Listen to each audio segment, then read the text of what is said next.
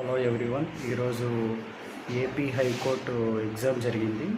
Day 1 అయితే analysis ఎలాగంటే reasoning, mental ability చాలా ఈజీగా ఇచ్చాడు.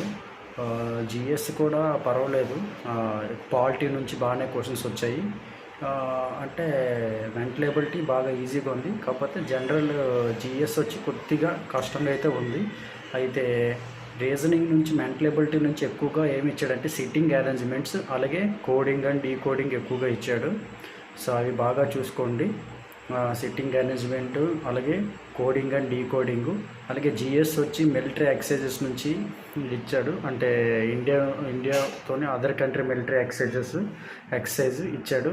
ఆల్రెడీ నేను ప్రీవియస్ క్లాస్లో చెప్పాను, కొన్ని చేస్తున్నాం. అలాగే